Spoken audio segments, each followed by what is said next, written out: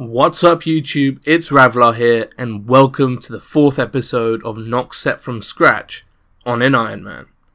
Now, for those of you out there who are sharp enough to notice, I recently hit 1,000 subscribers and honestly, it means so much. Just a couple of weeks ago, well, less than a couple of weeks ago, when I started up YouTube again, I was at 670 subs. So to gain over 300 subs in that little space of time is pretty damn awesome, and from the bottom of my heart, I'm truly grateful for it. So to celebrate this occasion, I'm going to try and do 5 videos in 5 days. So I think it's possible. People like Runescape and Mudkip upload on a daily basis, so hopefully this will be a nice little treat for you guys who've been loyal enough to subscribe to me. So without any further ado, just sit back, relax and enjoy the video, and I'll see you at the end, guys. I've been continuing to do my spiritual warriors in my player-owned dungeon. It's been awesome. I've got so many components, and what actually happened was that these guys, they drop a lot of ghostly essence.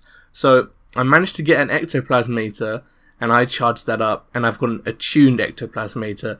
So this ghostly essence will actually be amazing for when I camp Samrock, because this way I can stay there with infinite prayer for as long as I have ghostly essence to charge the ectoplasmator.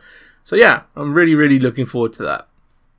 So now that I had some resources in terms of gems and gold bars, I thought it was time to top up on some jewelry, and in particular I made myself a bunch of binding necklaces, so that when I do craft mud runes, as I'm doing in the background, I can do it somewhat efficiently.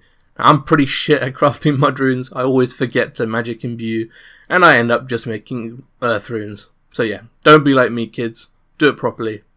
Another thing I'd been doing sometimes during Ithel hour was I just AFK with the Perfect Plus potion and mine some soft clay, and I thought I'd make some teleport tablets. So I made some to the heart because I had an elves task, and apparently I need to do the mini quest. So I just used the max portal to teleport there, and I just used Corruption Blast and cleared all the elves like that. It's just such a fun way of doing the task. I know that Isleworth elves are probably better, but I just don't have the equipment to do that properly.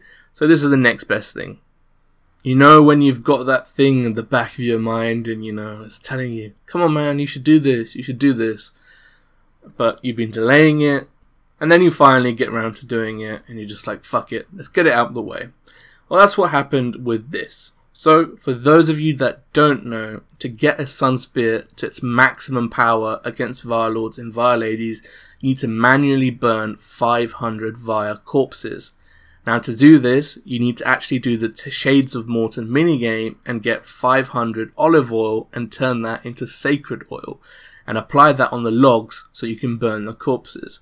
Now this takes a long time. It took 2 or 3 hours if I recall, and I had to do it in the evening times because otherwise no one else was playing the game. But I finally managed to do it, and what turned out to be the case was I actually didn't have enough magic logs. So I did my Garaggio, and instead of fishing, I just chopped some magic trees in there, and then I was about 50 logs short. So like the pleb I am, I went and manually cut trees, magic trees, in 2018. On Runescape 3. Yeah, it was so fucking slow. But when I finally managed to get the logs, I actually had to kill some Lords and Ladies with a blisterwood weapon, which is a tier 70 and not ideal. Why this is the case? Well, because if I use the Sun Spear, it would cremate that stuff automatically, and I needed the corpses to do it manually, so I spent around half an hour and I got enough corpses needed. After I'd killed all the Vires and had the corpses, I had everything I needed to get on with it. So how I set my inventory up was I used an invitation box which would teleport me close to the Patadermis temple, and I would have my stack of Vire corpses, and the rest of the inventory was filled with magic pyre logs. I also had a full yak of magic pyre logs as well. When I went into the temple, I would simply just place the Vire corpses and burn them. I would do 10 or 12 at a time and then collect the keys. Now this was quite a boring process, but seeing as I'd got this far, I thought I may as well finish it. Now, after I'd collected all the keys, so around 300, I went to the shiny columbarium place or whatever it's called, and I collected my loot. The loot was actually quite surprisingly good, so I don't really think it was a waste of time anyway. The loot, however, was of course only a side benefit. The main reason why I went here was to make sure my Sun Spear was at maximum power whenever I camped fires. Now this way I can obviously kill more an hour, get more loot, and get more XP. So if anyone is not done this yet, it does make a difference. I have tested it, and even though it is a slightly annoying process, it's not a waste of time because you get that loot anyway, so you may as well get it done. So a few of my ports journeys came back in, and I was very happy to see that I had enough ancient bones to create my first Scrimshaw. So I did indeed make a Scrimshaw of Vampirism. That is because I'm planning to melee a Raxor, so the other ones are kind of useless at this point in time. But I do want to unlock the Scrimshaw of Elements because, you know, maybe one day we'll do Telos. Maybe. Who knows. Anyway, so yeah, I had my first Scrimshaw, and hopefully there are many more to come. Ah, the joys of being a YouTuber. Well guys, I spent around 5 to 6 hours camping for a fucking black mask. It got so annoying that I actually captured the souls and put them in my Slayer dungeon. And yeah, I finally got a black mask. It took such a long time, but because I am a pleb with a capital P and a capital B, I managed to lose the footage, which was actually pretty interesting because you could see how my rage was rising. Anyway, camping for the black mask didn't turn out to be a total waste of time. It was 5 hours of hellish pain, but you did get some very nice secondaries because they did update the drop tables for these. So you got some normal weapon poison pluses, some poison berries, so if I ever wanted to make some weapon poisons myself, I have that. So yeah, it was a pretty useful grind, I suppose. I also actually got the scare tactics thing. I got it a few times. I didn't know what it was, so one of my friends actually told me that it was a new ability, so I suppose that's nice. Now, in my previous series, I went dry for 3,000 jungle strike worms kills to get a Hex Crest. Now, to this day, I still have anxiety every time I think of that. And because of this, I know it's completely inefficient, and don't do this because, yeah, just don't do it. It was stupid, but you know what? I decided I may as well. I decided to camp Shattered Worlds, and that was hell with the Sun Spear. It was actually hell until I got enough points to buy a Jungle Strike Worm mask. Because eventually I would get that drop, and you know, this just kind of guaranteed it. It just didn't tell me how long it was going to take, which was fine. So yeah, I spent so many hours there. Was it worth it? Well, I guess only time will tell, but just don't do it. If you have average luck and you're not very unlucky at this like I was, just don't do it. I only did it because I was scarred because of my previous experience. But anyway, I'd got the mask, so yeah. Unfortunately, I did get a Jungle Strike Worm task, and no luck for the first one. That's quite sad, but you know. I hope I get it eventually. I then got a Desert Strike Worm task, which I thought, you know what, this is a good sign. You know, the universe is saying, go get that Slayer Helm, boy. But unfortunately, that was dry as well. So no Focus Sight, no Hex Crest. Sad times.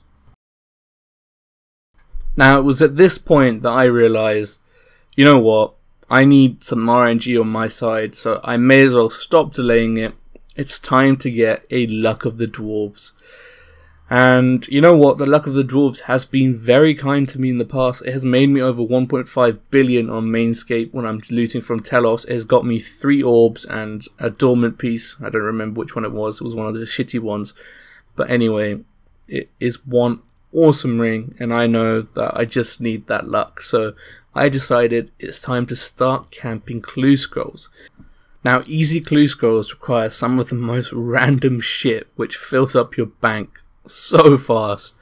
So I thought I would actually go and get the items and just, you know, fill up the hidey holes as they came along.